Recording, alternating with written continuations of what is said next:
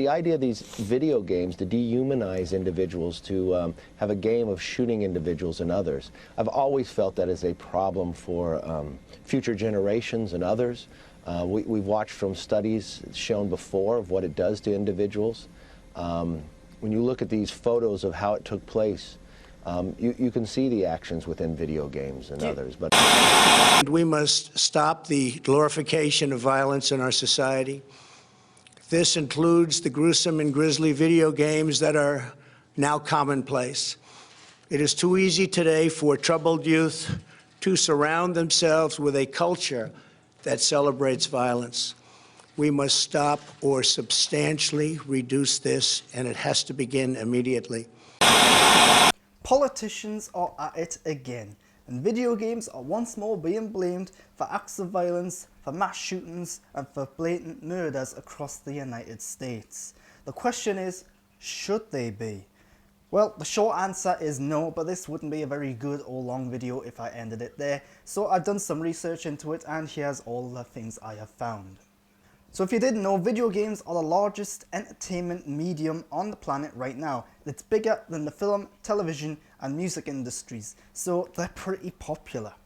So based on the popularity of video games and the fact that they are worldwide based, shouldn't we be getting more of these mass shootings, more of these mass murders and violent acts across the world on a more regular basis? Well, I'm not a scientist, I'm not a psychologist, I'm not an expert, but it certainly sounds to me like, yeah, maybe we should. It just seems a little odd how it's primarily in the United States. So here's the thing. The politicians are all coming out and saying video games are doing this, video games are doing that, video games are bad. Well, the problem is they are blatant lies. Research into video games and the effects it has on people, and more importantly the effect it has on the behaviours and violent acts of people, has constantly, and I mean constantly, shown that video games do not cause violent behaviour. There's simply no connection in there. So when a politician comes out and says video games are affecting young people's minds, video games are causing violent acts, it's just not true. But don't just take my word for it, here's some research. An Oxford University study found no correlation between time spent in a game and aggressive behaviour in young people. Meanwhile, the Secret Service also conducted a study in 2004 along with the Department of Education and found that only 12% of perpetrators in 36 school shootings showed any sort of interest in violent video games. In 2011, the US Supreme Court finally got a chance to weigh in on video games and violence. The case Brown v. Entertainment Merchants Association affirmed that a California law restricting the sale of violent games violated the First Amendment. Game creators and players celebrated the verdict as an endorsement of games' status as speech. But the case also defound much of the research on video game violence. The state's evidence is not compelling, the decision reads. These studies do not prove that violent games cause minors to act aggressively, and most of the studies suffer from significant admitted flaws in methodology. So far it all sounds pretty good for the video game front, although that last one did point out some methodology flaws, so maybe throw that one out a bit.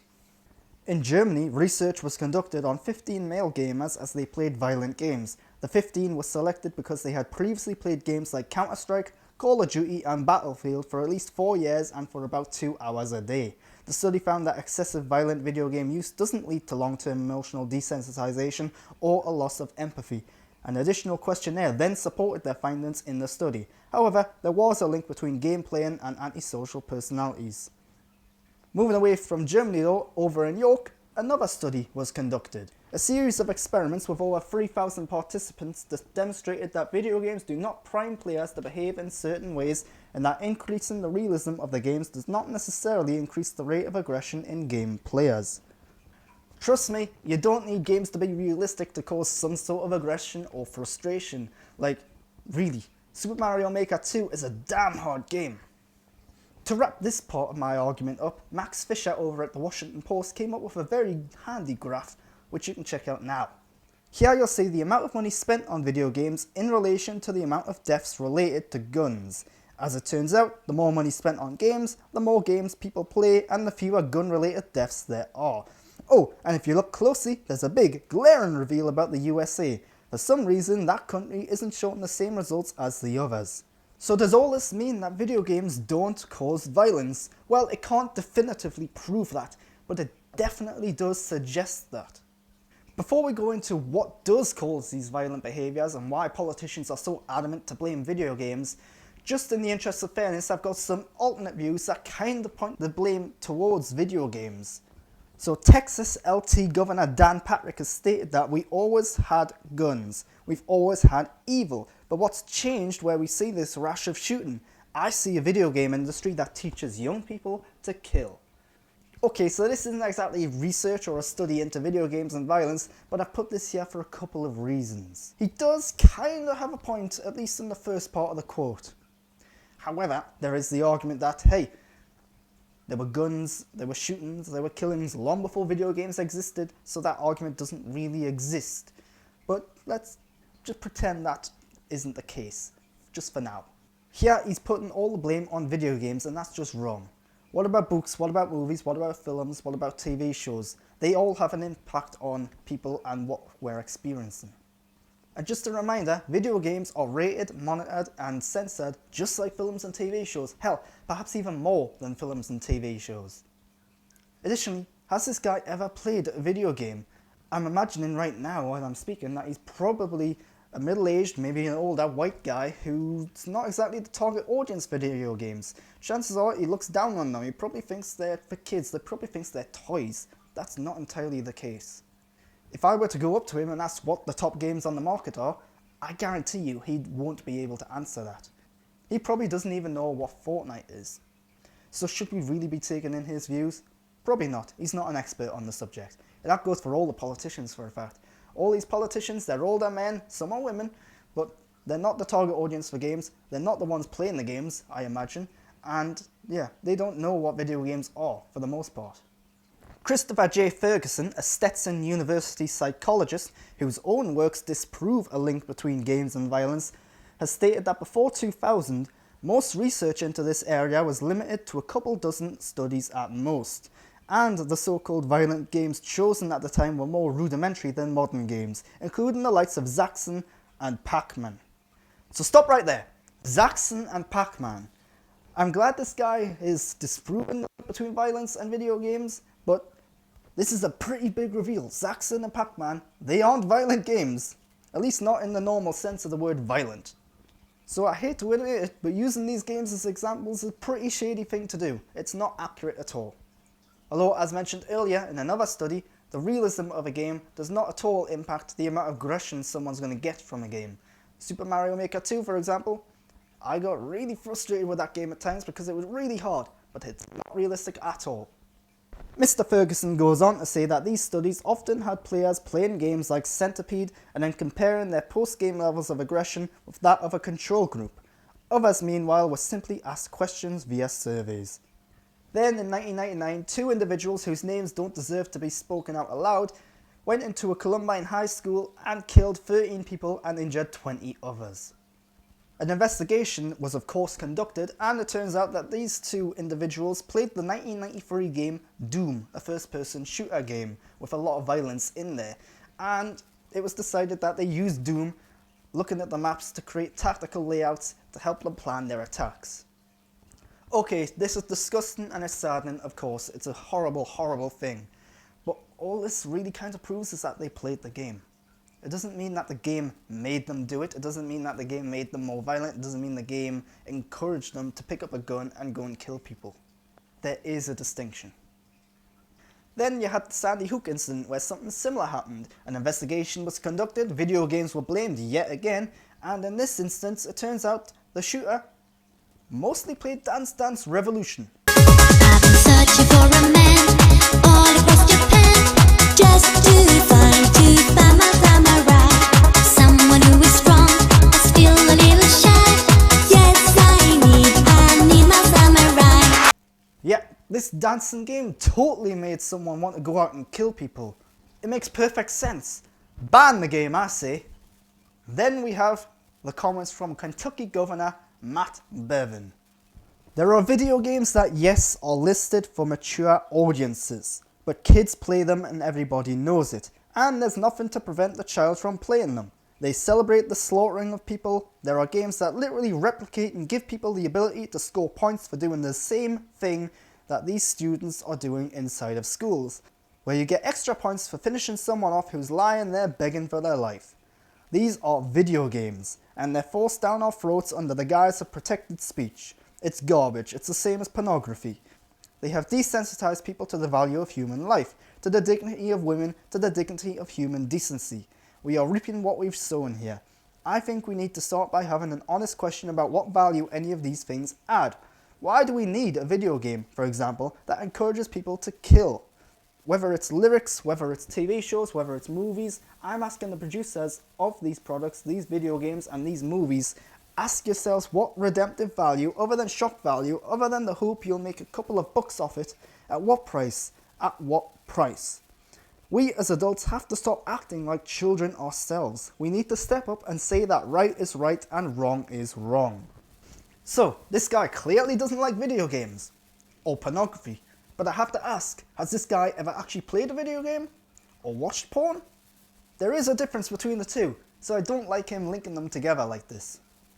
There's also the fact that there are hundreds of different types of games out there. Not every single game is about running around shooting people. So to say video games as a whole are to blame is just wrong, and it's ignorant. So those are all the case studies that I found about video games and their link to violence, or their lack of a link to violence. There are more out there, and I have just pulled out the key points. I've got all the sources down below if you want to read out more, and I encourage you to do that. And you may have noticed that my argument is more towards video games and violence not being a link at all. And there's not a lot of research yet on video games causing violence. Why is that, I wonder? Oh yeah, because it doesn't exist. And I assure you, it's not because I'm ignoring it, it's just I couldn't find it. Here's the thing though, video games are available worldwide. Like I said earlier, they're the biggest medium of entertainment on the planet right now. So why is it just the United States that's having these problems with mass shootings and mass killings, when other countries don't seem to be having that problem? The United States, by the way, is the third largest video game consumer on the planet. So shouldn't other countries be experiencing similar things? This graph here shows us the state of the video game market in Japan, and there's a lot of really cool info on it. Firstly, Japan is the third biggest market for games in the world with 67.7 million players. This was in 2018 though, so the figures are a little different now, which is why I said the USA was third just before. The most played game in Japan is Street Fighter, a violent fighting game. In comparison, 67% of Americans, which is roughly 211 million people, play some sort of video game, according to a survey by Electronic Entertainment Design and Research. Looking further into this, Japan has very strict laws on guns in comparison to the United States. Could this somehow be related to Japan's lack of gun violence, lack of mass shootings? Maybe. So is all this leading up to guns being the cause? Don't be silly, guns haven't hurt anyone, have they? So here's where we're at right now. Studies are saying that video games aren't to blame for these violent acts and mass shootings. At the same time, politicians are saying that guns aren't to blame for these violent acts and mass shootings. So what exactly is to blame? Well, one possibility that keeps popping up from my research is mental health. In a Gallup poll, American teenagers said they blame tragedies such as Columbine on themselves, rather than on their parents, gun laws or media violence. 40% of the teenagers focused their responses on peer relations and pressures, including taunting, bullying and being made to feel like outcasts. Meanwhile, 16% of the teens claimed the perpetrators of such acts were sick, angry, confused, jealous or stupid. In addition, most studies of mass shooters have found that only a small fraction have mental health issues. Research has also shown there's a host of other factors such as a sense of resentment, desire for infamy, copycats, domestic violence, narcissism and access to firearms. This is according to the Washington Post. In 2018, 25% of active shooter assailants were identified as having some form of mental illness. So 25%, that's a significant number, but it's not a huge number. What about the other 75% of these shooting incidences? That suggests that most of these have nothing to do with mental illness. Anyway, I'm not a psychologist, I'm not a scientist, I'm not a researcher, so I'm going to end the discussion of mental illness here and get back onto the video games side of things because that's what I'm really interested in, that's the main point of this. The bottom line is that mental health could be a cause, but it might not be a cause, and it seems a bit more likely than video games. But President Donald Trump said, and I quote, "Mental illness and hatred pull the trigger, not the gun." And he's the President of the United States, so he must know what he's talking about, mustn't he? We're at the point now where video games aren't to blame because of research, guns aren't to blame because of politicians, and mental health isn't to blame because of scientific study. So the big question is, what is to blame? Well, there is one other possibility, but people probably won't like me saying it. It's guns. But I want to get back to the point of this video. This video is all about highlight that video games are just a scapegoat. They're not the cause of these incidents, they're not to be blamed for these incidents. And most importantly, the point of this video is to question why politicians are blaming video games when there's nothing at all backing up their claims. Well, a professor of criminology at Northeastern University states that video games are an easy scapegoat. Politicians don't lose votes by blaming the video game industry. You can lose votes by blaming the gun industry, which is why some people choose not to do that. Every time I hear about these mass shootings, which is way more often than I'd like to, it's always the same things. Arguments about better gun control, arguments about how that won't work, and then there's arguments about the Second Amendment. The problem is that, strangely, there isn't a huge deal of research into guns and into violence into the USA. Why is that, you might say? Well, in 1996, Congress passed an amendment that forbade the Centers for Disease Control and Prevention from using money to advocate or promote gun control. I get it, they wanted them to be impartial, but it's almost kinda like they knew what the results would have been anyway. Meanwhile, at the same time, the NRA, the National Rifle Association, really pushed for this amendment because they had done some research themselves and discovered that having a gun in the home increased the chances of homicide and suicide. And of course, they don't want to be associated with that. So, under the guise of wanting the CDC to not be politically motivated, they really wanted this amendment to go through. In other, more simpler terms, the NRA wanted this amendment because had it not went through, they would have lost their money, and money means a lot to these people. Just for clarification, research into gun-related deaths wasn't forbidden. It was just research that potentially advocated for gun control. And what happened if the CDC just by chance looked into this area? Well, they'd have their funding cut by the exact amount they'd spent on the research. Speaking of the NRA, there's the problem that the NRA is now a huge influential organisation, and so many wealthy American gun-wielding Americans are in some way or another being supported or influenced by the NRA. Maybe it's to do with the money, who knows. So it's almost as if the NRA is a group of gangsters. Wait. I said almost, don't jump down my neck just yet.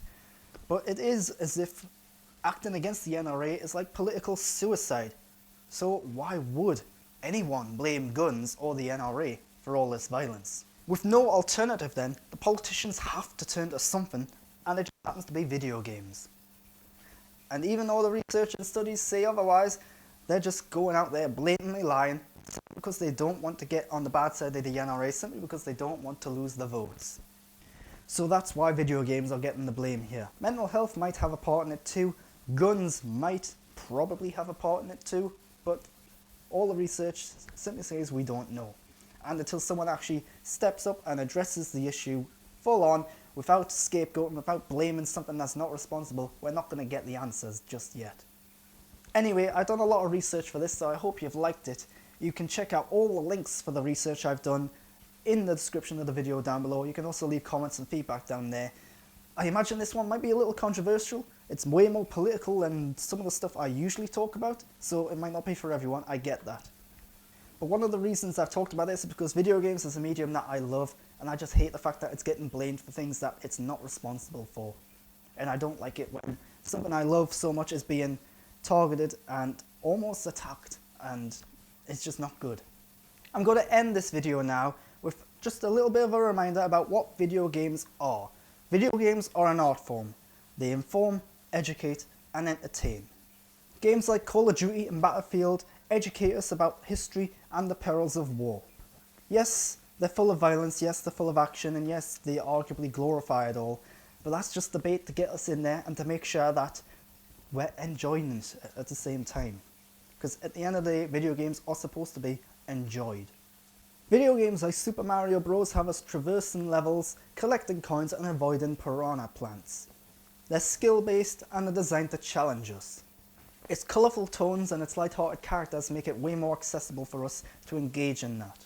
Then there are games like Gone Home, where all you're doing is traversing an empty house, collecting clues and information to piece together the story for yourself. It's emotional, riveting and insightful. It teaches about different cultures, backgrounds and lifestyles, and it shows us that games are more than just action. We also have games like Uncharted and Detroit Become Human, games that are trying to make us experience something akin to going to the movies. Yes, these games have action, yes, these games have violence, but those, again, are just the bait to get us in there. What's the real selling point here is the story and the characters. There are also more abstract games that defy categorization. There are games that are designed to puzzle you, games that are designed to scare you, and way more. I'd be here all day listing all the different types of games available. And that's one of the lovely things about games, the fact that there is a game out there for everyone. Ultimately, video games are not the cause of these violent behaviours, and they should not be blamed for these violent behaviours. Yes, certain games are violent, yes, certain games are action-packed, but that's just not all games, and it's not what even the games that are violent and action-packed are all about. And simply put, if you're playing a game and you can't tell if there's something in the game should or shouldn't be replicated in real life, chances are that says more about you, the player, than it does about the game. To come out and blame video games for mass murder, violence and shootings, it's insulting, it's ignorant, it's stupid, it's disgusting, and it's just plain wrong. So I've ended this on a bit of a sour note, but hey, I love video games. I wanted to get this video across. I hope you've enjoyed it. I imagine some people might not. Leave a comment and feedback down below. Check out some of the research for yourself. Give me a thumbs up or a thumbs down. I imagine I might get some thumbs down for this one, but hey, I don't care. It's an important video. And follow me on Twitter and Instagram at @the_Grant_Burton. Most importantly though, subscribe and play video games.